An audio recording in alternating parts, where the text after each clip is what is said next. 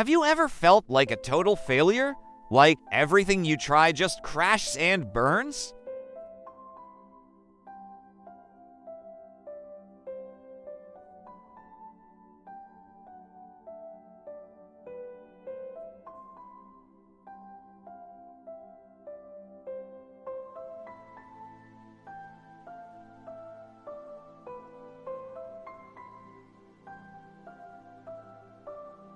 It was a career move I had been dreaming of, praying for, and working towards for years.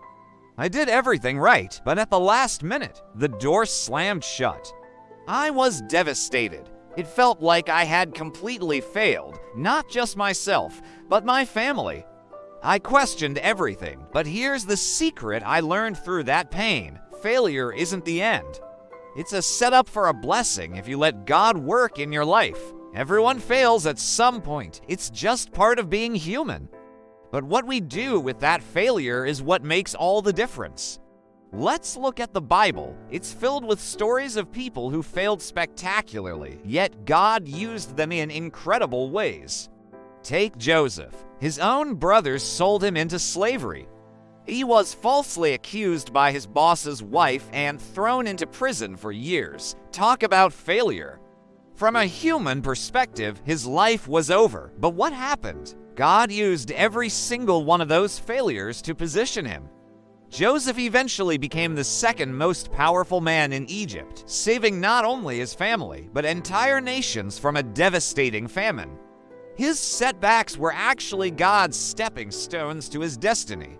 Joseph himself said it to his brothers, "You intended to harm me, but God intended it for good." Then there's King David. We know him as a giant slayer and the greatest king of Israel, but his journey was far from perfect. He was hunted by King Saul, faced constant rejection, and made some huge moral mistakes.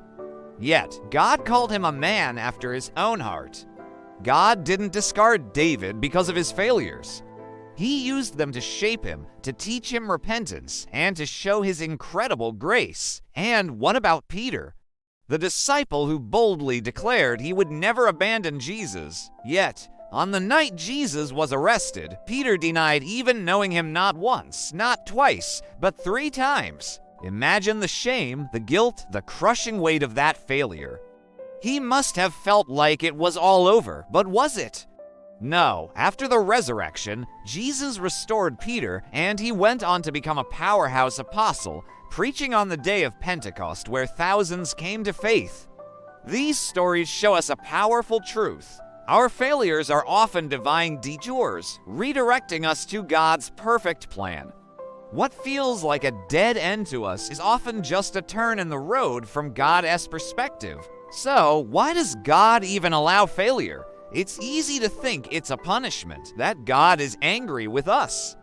But that's usually not the case. More often, failure is a lesson and a preparation. First, God uses failure to build our character.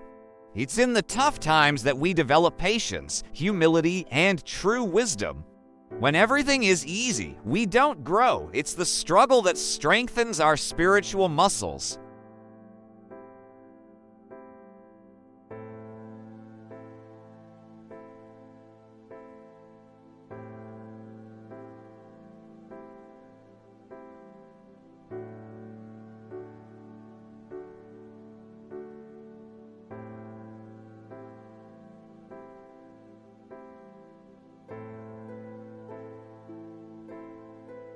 And third, and maybe most importantly, failure deepens our faith.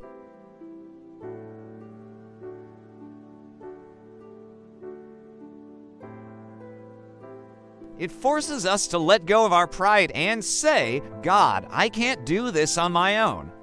I need you." Think of Thomas Edison. He famously said he didn't fail 1,000 times to invent the light bulb. He just found 1,000 ways it wouldn't work.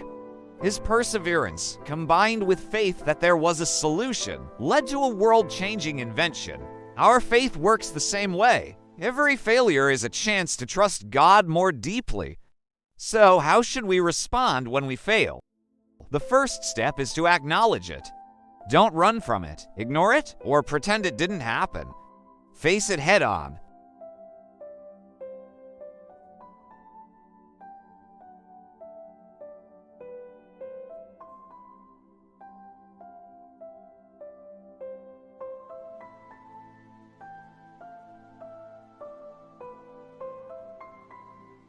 Then, stay faithful in the small things. Just because a big plan failed doesn't mean you stop doing the little things God has called you to do.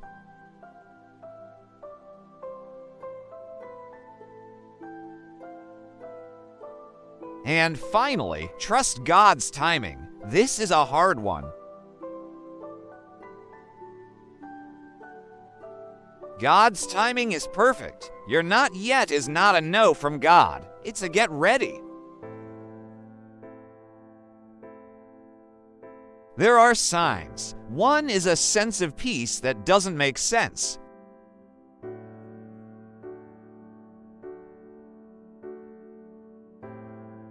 Another sign is that you're learning lessons you know will help not just you, but others in the future. Your pain is becoming your platform. You might also see unexpected doors start to open in completely different areas. When God closes one door, He often opens another, but it might look nothing like what you expected. And a huge sign is that you're gaining humility and a deeper dependence on God. If your failure is drawing you closer to Him, that is a massive win. Look for God's fingerprints. They are always there, even in the mess. So, what are some practical steps you can take right now? First, pray.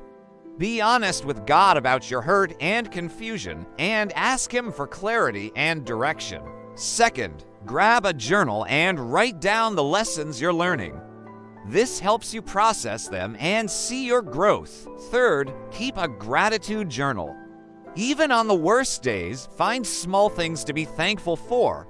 This shifts your focus from the failure to the faithfulness of God. And finally, when you're ready, share your story. Your testimony of navigating failure with faith can be the light someone else needs to find their way. Blessings multiply when they are shared. I want you to hear this loud and clear. Every failure carries a seed of an equivalent or greater blessing. What seems like the end is often God just tilling the soil, preparing you for something bigger and better than you could have ever planted on your own. Don't give up. Your story isn't over.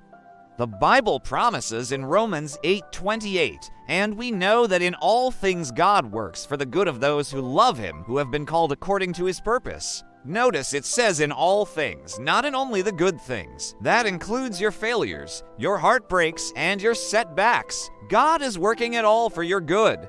If this message blessed you today, do me a favor and comment "I'm ready for my blessing" below. Let's declare that together. And if you know someone who's going through a tough time and feeling like a failure, share this video with them. It might be exactly what they need to hear. And of course, don't forget to subscribe for more life-changing teachings. Remember, your failure is not the final chapter. It's just the beginning of your miracle. Thanks for watching.